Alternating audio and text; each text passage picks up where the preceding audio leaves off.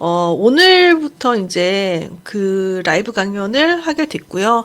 이 라이브 강연은 라이브 하는 순간에는, 제가, 엑선이랑 일을 하기 시작한 지 그렇게 오래되지 않아서, 이쪽 자료도 충분하지 않다 보니까, 라이브를 하는 순간에는 그냥 무료 아마 공개가 될 텐데, 다시 보기나, 혹은 이거 진행이 되고선, 특정 기간 이후에는 아마 교육의 형태로, 예, 그 가입하시는 분들만 다시 보기가 되고 그다음에 혹은 영상도 그렇게 될지 몰라요. 근데 오늘 하는 거는 제가 처음이기도 하고 자료도 없고 그다음에 여러분들이 눈높이를 정확히 모르다 보니까 그냥 그 주식 시장에서 예, 그 정말 초보의 눈높이 거기서부터 그냥 시작하려고 합니다. 그래서 많이들 아시는 분들은 또 계시겠지만 눈높이가 높이를 거기서 시작을 했다, 라는 거를 좀 참고를 하셔가지고, 아시는 내용 나오더라도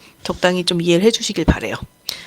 자, 산업특강을 왜 선정을 했는가 주제에 대해서, 뭐, 차트, 기술, 기법, 무슨 수급 이런 얘기도 있긴 하겠지만, 결국은 주식이라는 거는 내 회사의 지분이에요. 내가 회사에 투자를 한 거란 말이에요. 근데, 회사에 투자를 하는데 이 회사가 좋아야지 그 가치가 지분 가치가 올라갈 거잖아요. 그리고 누군가가 인정을 해주거나 혹은 투자를 나 말고도 딴 사람들이 하려고 해야지 또 이게 인기가 많아지는 거고. 그러니까 그런 상황에서 어떤 것들을 먼저 좀 시장의 성향을 이해를 하고 성격을 이해를 하고 그다음에 어떤 산업들이 어떤 종목들에 이렇게 투자를 하게 해 나가야 되는지에 대해서 이제 순차적으로 얘기를 할 겁니다. 자, 첫 번째는 뭐냐면 왜 미국장 흐름을 우리가 이해를 해야 되는가? 그러니까 아침마다 보면은 우리 그 매니저 운영자님께서 그 미국장 차트를 들고 와요. 사실은 매니저님께서 안 들고 와도 저도 원래 그거부터 시작을 합니다. 그럼 분명히 그러신 분들이 있을 거예요. 아니 내가 미국장에 투자를 하는 것도 아니고 우리나라 주식시장에 투자를 하는데 전날 밤 미국장을 왜 맨날 따지고 왜 미국장 눈치를 보냐. 자, 근데 이유는 하나입니다. 자, 지금 글로벌 증시 사이즈예요. 비율이에요. 자, 이게 조금 두 개가 산출하는 기준이 약간 다른 부분도 있어가지고 그런 것 같긴 한데, 자, 미국장이, 그니까, 이쪽은 2022년도, 이쪽은 2023년도 쪽이에요. 그러니까 왼쪽은 2022년도, 오른쪽은 2023년도 그 차트고, 이 기준, 계산하는 기준이 조금 다른 부분이 있긴 한데, 자, 어느 쪽으로 계산해도 미국장은 전 세계 증시의 40%가 넘어가요. 지금 40에서 60% 왔다 갔다, 그러니까 기준에 따라서 합니다. 그리고 시간이 지나면 지날수록 미국장이 더 커지는 지금, 예, 그런 현상도 보여주고 있어요. 과거 대비. 그런데 한국장은, 얼마냐는 거지, 사이즈가. 지금 한국장은 여기 있어요. 지금 채우기가 자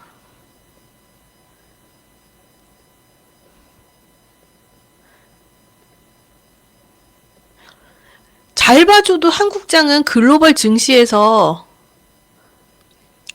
1%대라는 거, 1에서 2%대라는 거예요. 그러니까 지금 뭐냐면은 한국 증시에서 그러니까 우리가 코스닥에 아무리 종목이 많아봤자 결국은 우리나라 증시 대표 지수는 코스피고요. 마찬가지로 우리 시장이 아무리 날고 기어봤자 글로벌 시장 안에 들어가면은 예, 미국 시장이나 이런 큰 시장에 비교해서 1%밖에 되질 않기 때문에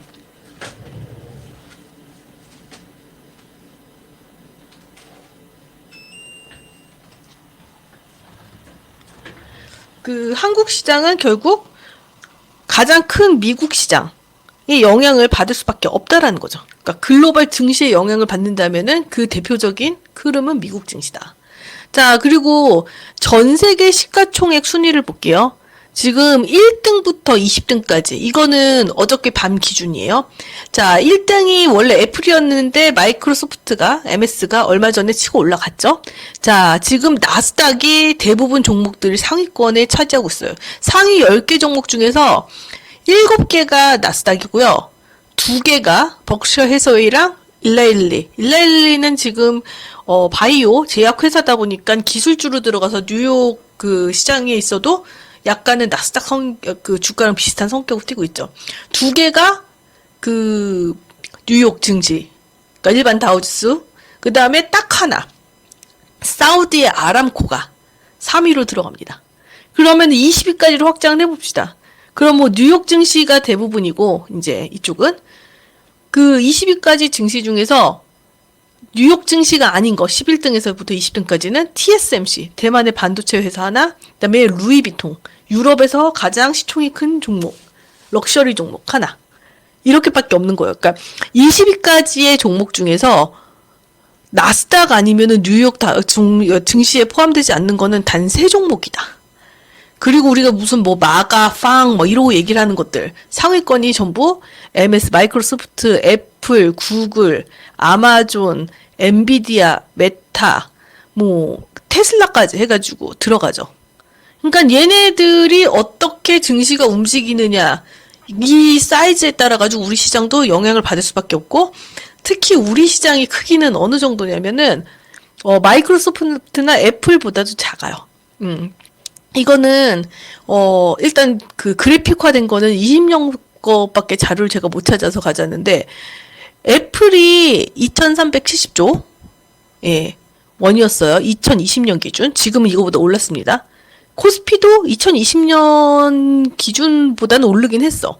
근데 우리나라 하나의 증시가 우리나라 증시 하나의 사이즈가 애플보다 작다. 그리고 증시보다 1년 예산은 4분의 1 정도밖에 안 된다. 삼성전자가 우리나라 증시의 전체의 한 20% 정도 차지하고 있거든요. 삼성전자도 어마어마 큰 거죠. 그나마 이쪽에서 어떻게 조금이라도 삐대볼까 하면은 우리나라에서 삼성전자밖에 없는데, 그런 삼성전자도 애플이나 이런 걸 비교하면은 얼마 되지 않는 열악한 상황이다.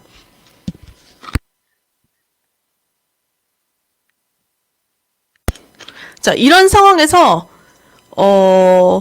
일단은 시장 사이즈가 한국 시장이 비교도 안 된다, 미국 시장이랑. 그런 상황에서 우리나라가 또 증시 개방을 했잖아요.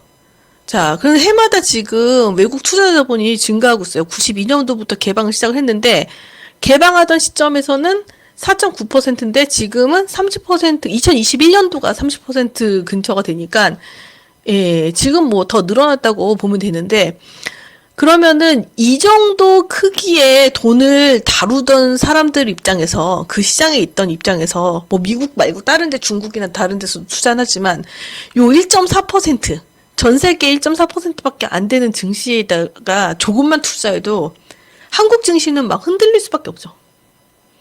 그러니까 우리 증시 종목이 미국 그 장의 시선이 굉장히 중요해져 버리는 거예요. 그리고 또 우리는 미국이랑 우방이고 그 산업적으로 협력이 더 많다 보니까 미국의 관심이나 시선도 좀 더 많을 거고요. 그러니까 돈이 크게 돼서 많다, 상승률이 커서가 많다가 아니라 미국 사람들이 우리나라 증시에서 관심 있는 종목과 관심 없는 종목 이렇게 이제 나뉘는 거죠. 자, 그런 상황인데 지금 최근에 또 어떤 상황이냐면 미국이랑 중국이랑 무역 전쟁을 해요. 그런데 지금 중국이 약간 자충수를 두는 바람에 내수 경제가 좀 위태위태한 상황이에요. 반면에 미국은 지금 동맹국들한테 미국과 더 강화할 것을 요구를 하고 있는 상황이죠. 그래서 지금 2023년 4월 기준인데 뭐 추세는 같습니다.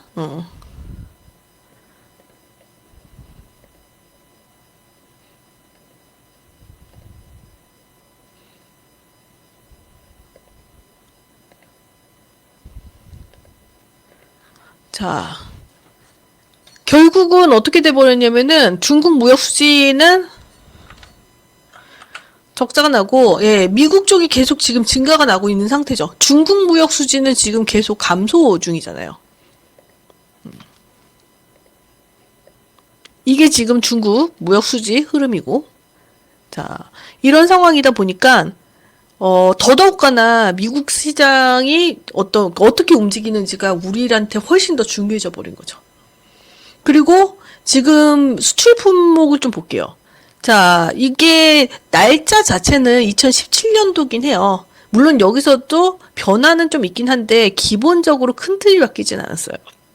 자, 그럼 대미 수출 수입 상위시, 그러니까 10대 품목인데 우리나라가 미국에다가 수출하는 거는 자동차, 무선 통신기기, 뭐 석유 제품 같은 경우는 이제 정제하고 뭐 가공해가지고 나오는 제품이 있죠. 우리가 석유가 나는 나라는 아니니까. 그다음에 반도체, 컴퓨터, 우리 철강, 그러니까 포스코나 뭐 이런 거 나오면 맨날 무슨 철강 관세 덤핑 막 이런 얘기 나오잖아요. 뭐 전력기기, 지금 전력기기 변압기 지금 미국이 폭발한다니까 이런 경우나. 자, 전력용 기기 지금 그러니까 우리가 수출하는 부분이 이만큼인데 갑자기 미국에서 전력용 기기가 더 필요하다. 그러면은 얘네들이 쫙 수익 올라갈 수밖에 없는 거고, 이 뭐 자동차, 여기는 시기적으로 배터리나 이런 건 덜 들어가서 그런데, 2차 전지 배터리, 뭐, 신재생 이런 것들 들어가면은 쫙 그냥 실적이 좋아져 버리는 거예요. 그리고 그렇게 미국에 수출을 하는 업체들은 실적도 실적이지만 국내 내수랑 사이즈가 비교가 안 된다는 거죠.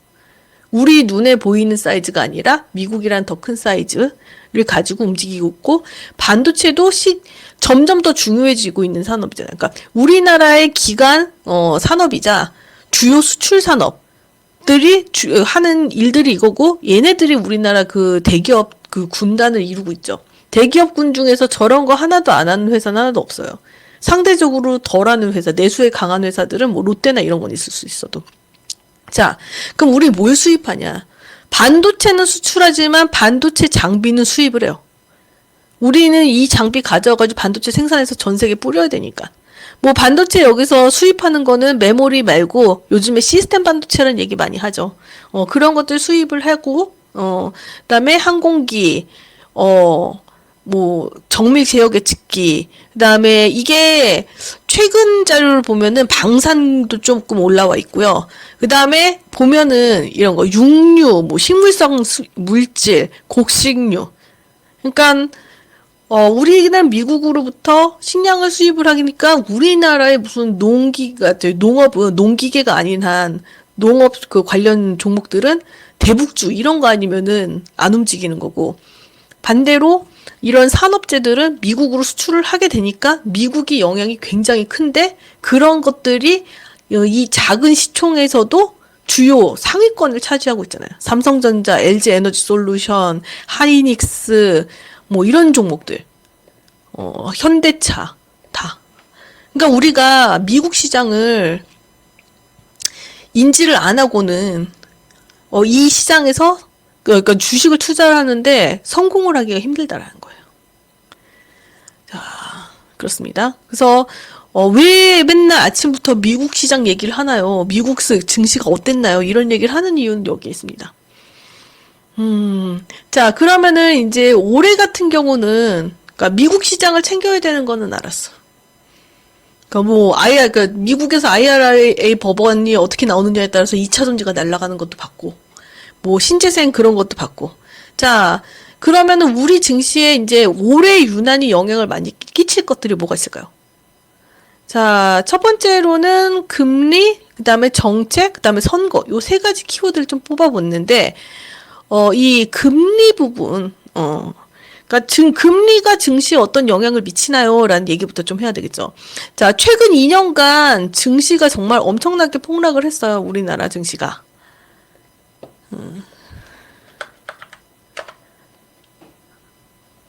그러니까 오늘 폭락도 폭락이지만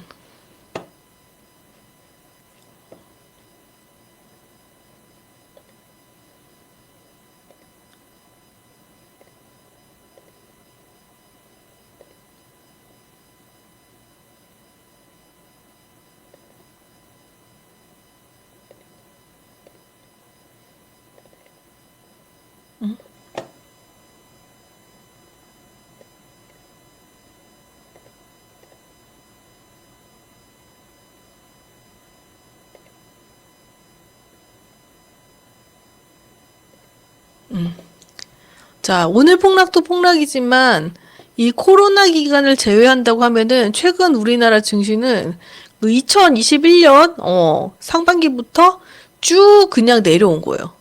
언제까지? 금리가 상승을 멈출 때까지. 그러니까 금리가 최대 상승 후 이제 금리 멈춤이 얘기가 되면서 약간 반등을 하다가 오늘 실망을 한 거는 금리가 빨랑 인하가 됐어야 되는데 인하가 늦춰질 수도 있기 때문에 있다라는 가능성이 계속 이제 부각이 되면서 올해 들어가지고 빠진 거거든요. 그러면은 증시랑 금리랑의 상관관계가 중요한 부분이잖아요. 왜 그랬을까? 자, 금리를 인하를 한다라는 건 돈 꾸고 낼 이자가 적어지죠. 그러면은 내가 뭔가를 하고 싶어. 이자 낼 수 있을 만큼 돈을 꾸잖아요. 자, 꿀 수 있는 금액이 커지는 거예요. 그걸 이제 유동성 확대라고 그러죠. 내가 돈을 은행에서 꺼오면은 시장에 돈이 많이죠. 자, 그러면은 이게 지금 금리가 싸니까 대출을 우린 증가해서 받을 거고, 남는 돈으로 뭐 할까요? 코로나 때 비슷한 건데, 돈을 싸게 많이 꿔주니까 돈 꺼다가 집 사서 집값 올리고, 돈 꺼다가 주식 사서 주식값 올리고, 혹은 회사들은 이 기회에 돈을 꿔서 시설 투자, 설비 투자를 늘리고. 그래서 이런 상황이었을 때는 투자도 늘고 소비도 늘고 뭐 이러니까 주식도 많이들 사고 주식으로도 투자금이 유입되고 그러니까 주가가 쫙 올라갔는데 이 금리를 무한정 올릴 수가 없는 거고 코로나라는 특수 상황이 있었잖아요. 미국에서 물론 그거를 먼저 쏘아 올렸어. 피해를 다른 나라에서 봐서 그렇지. 자, 금리를 올리니까 어떻게 돼요? 내가 이자를 내야 되는 돈이 많아지잖아요. 그러니까 어떻게 되냐면은 압박이 들어온단 말이에요. 회사든 개인이든. 그러니까 먼저 은행에 돈부터 갚아버리는 거예요. 내가 감당할 수 있을 때까지. 아니면 파산을 하든가. 나는 못 갚겠습니다. 배째요. 아니면 팔아버리든가. 누군가가 사주는 사람 있으면. 이럴 때 현금 가지고 있는 사람이 최고지. 자, 그래서 대출 상환이 늘어나고 그러니까 시장에 있었던 돈이 은행으로 들어가고 그다음에 채권, 저축을 선택을 하죠. 왜? 나는 지금 이자 낼 돈이 없긴 한데 은행에서 이자를 많이 준대. 주식도 쪼그라들고 그러면은 은행에다가 돈을 맡겨놓는단 말이에요. 이런 상황이 되니까 주식 팔아서 은행에다 집어넣고 이런 걸 한단 말이죠. 자, 지금 요 부분을 제가 우리 투자자 입장에서도 얘기를 했는데 최근에 종목들 조사를 하다 보면은 그 개별 기업들 있죠. 지금 특히 부실한 기업들 중에 투자한답시고 은행에다 돈을 껐다가 감당이 안 돼가지고 회사 재무제표가 엉망이 되는 회사들이 되게 많이 보여요. 반대로 건실한 회사들은 이자가 너무 커지니까 부담돼서 갚아버린다든가 아니면 그마저도 안 되는데 투자는 지금 이 시점에 해야 된다. 지금 유상증자를 그래서 하는 회사들이 많죠. 대표적인 게 LG 디스플레이 뭐 이런 경우. 자, 그런 상황이에요. 이게 지금 올해까지는 굉장히 화두가 될 거라는 거예요. 왜? 최근에 금리를 역사상 굉장히 유례 없이 올렸기 때문에 최근 몇십 년 만에 이걸 다시 그때처까지는 도달을 못하더라도 진정을 시키는 건 필요하다. 그러니까 몇십 년 만에 올라갔다 몇십 년 만에 내려온 상황. 그래서 지금 이 증시가 금리에 많이 좌지우지가 됐었고 그게 안 끝났기 때문에 현 상황에서는 금리 문제가 굉장히 중요하다.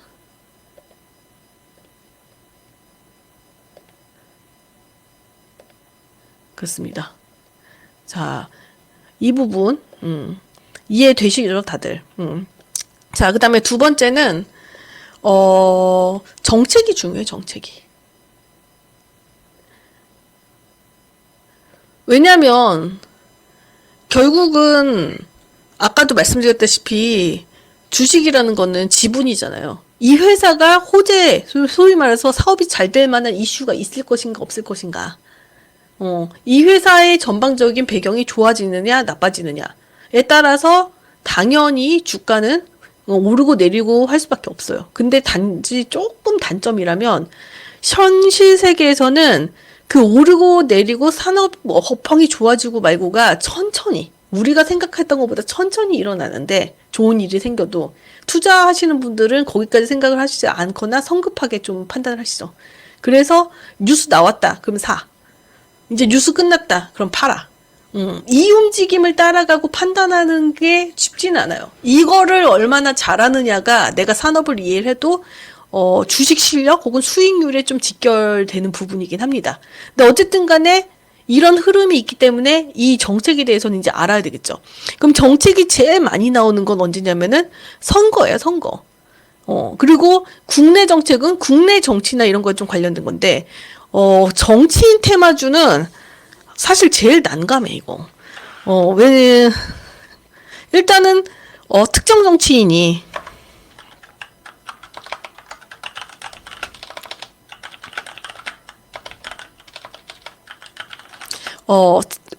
사적 관계로, 뭐 공적인 경우도 있긴 한데, 사적 관계로 인연이 있는 경우, 급등을 지금 하는 그런 현상들이 급등락을 하는 현상들이 되게 많이 벌어지고 있죠. 선거철 되면 꼭 나옵니다. 뭐 가장 대표적인 게 뭐 이낙연 전 대표 같은 경우는 남선 알루미늄이라든가 그나마 테마주 중에서 가장 연관이 큰 거라고 할 수 있죠. 이런 부분은 글로벌 증시랑은 상관은 없어요. 순전히 우리나라 이슈인데 뭔가 우리나라 어떤 정책에 대한 기대감이라든가 우리나라 현황에 대한 뭐 좀, 그 증시 반영? 그리고 이런 정치인 테마주 이런 거는 왜 여기 엮이냐면은 회사가 부실해서 그런 경우가 되게 많아요. 왜냐면 회사가 튼실하거나 건실하면은 건실한 투자자들이 이미 주식을 다 갖고 있어서 막 사고 팔고 이런 짓 잘 안 하거든요. 그리고 정부랑 정당별 정책주 같은 경우는 왜 이걸 총선 기준으로 얘기했냐면은 정부 입장에서도 분명히 국민들을 위해서 뭐 여론을 위해서 그다음에 국가의 발전을 위해서 정책을 수립하고선 그걸 시행을 하는데 선거를 앞두면은 내가 속한 정당이 좋은 결과를 내기 위해서 혹은 생색을 내기 위해서 더 얘기가 많아지죠. 그래서 그 해외 그런 글로벌이랑 상관없이 우리나라 정책에서 저게 이제 될 수 있는 거 대표적인 게 이런 거잖아요. 국내 이슈 산업도 있고, 그러니까 출산 정책 이거는 전 세계 글로벌 어떤 흐름이랑은 별 상관이 없어요. 뭐 일본이나 중국에서 좋은 정책이 나오면 참고는 하겠지. 입시 정책, 뭐 갑자기 수능을 쉽게 낸다, 뭐 킬러 문항을 없앤다. 그러니까 뭐 비싼 그 온라인 강습 같은 거 뭐 이렇게 떨어지고 뭐 이런 것들. 자, 이런 것들에 대해서 우리가 이해하고 관련주를 투자를 하는 게 필요한데 올해가 그런 게 많을 거라는 거죠. 왜? 선거가 있기 때문에.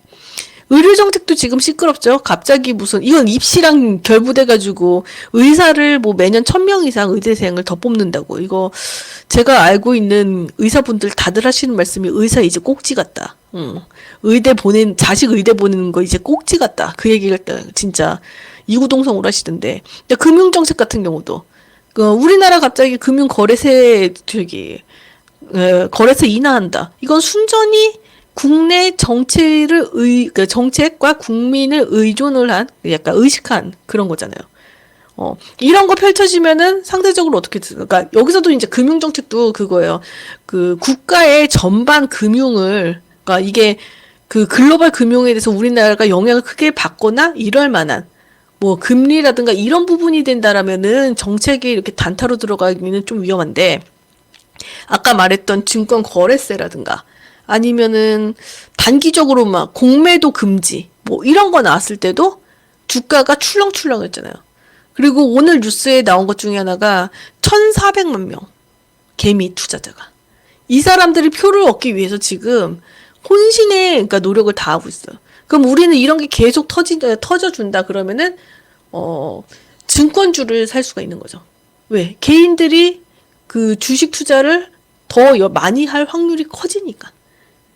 거래세는 거래 세금이에요. 이거는 증권회사에 들어가는 건 아니고 증권회사는 수수료가 들어가는 거고.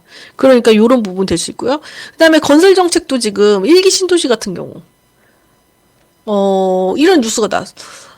실제로 그게 사업성이 있느냐 없느냐랑은 별개로 정책 뉴스가 나오면은 건설주 얼마 전에 쫙 올라갔었죠. 지금 살짝 눌리고 있는데 이거 조금 더 눌리고 나면은 또 한 번 건설 부양 얘기를 아마도 정부에서는 할 겁니다. 그러면은 아까 지금까지 얘기했던 걸 종합하자면 태형건설이랑까지 묶어서 얘기하면은 어 금리의 영향을 덜 받는 즉 부채 비율이 낮은 그 우량한 건설사를 눌렸을 때 사면은 정부들에서 이런 걸 얘기를 할 때마다 수익 실현을 하는 타이밍이 될 수 있어요. 자, 그런 상황인 거예요. 그래서 지금 금리가 중요하고 올해 같은 경우 정책이 중요하다고 그랬죠. 근데 여기서 국내 정책이라고 한정을 한 이유는 뭐냐? 자, 글로벌 시장을 갔다면은 지금 올해 같은 경우는 선거가 많아요.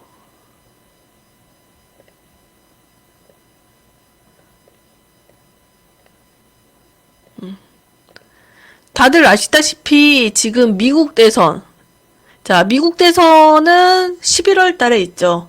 그러면 미국은 그 특성상 지금 오늘 아이오와주에서 공화당은 지금 트럼프가 됐는데 정당이 둘이 전국을 돌면서 투표를 하는 거죠. 그러니까 후보 투표를 하고 나면은 그 투표가 흥행을 해야 오히려 후보 시절엔 박빙이더라도 정당 입장에선 흥행을 해야 정권을 잡을 확률이 커져요.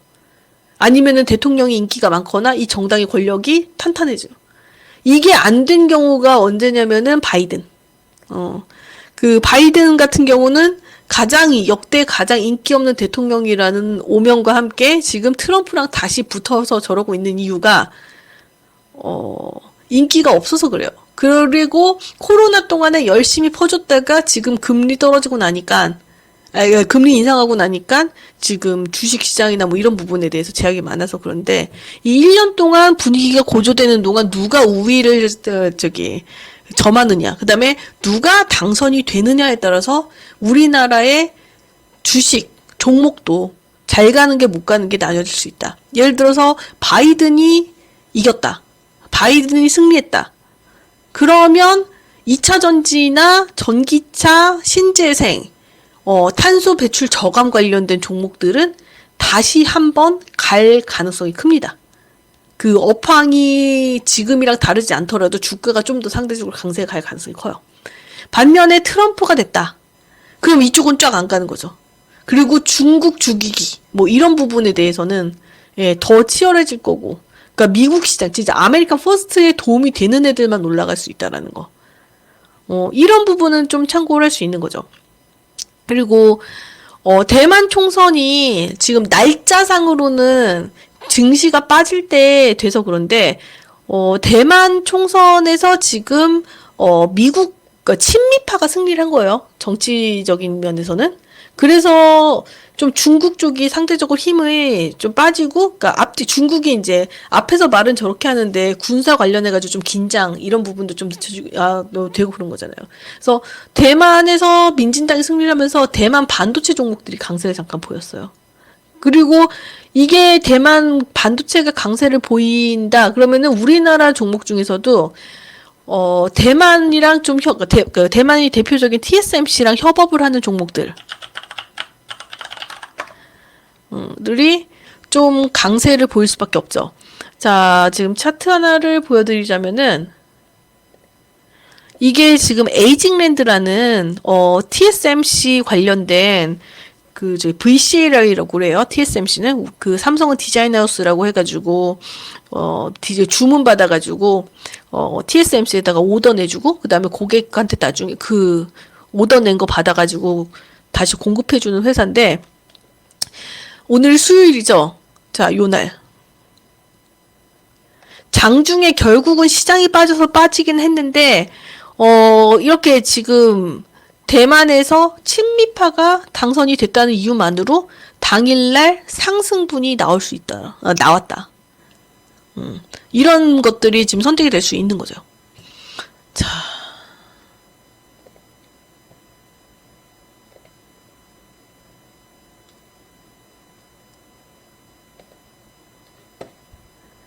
그래서 그러니까 전 세계 지금 선거가 올해 74개국인가 80, 거의 84개국인가?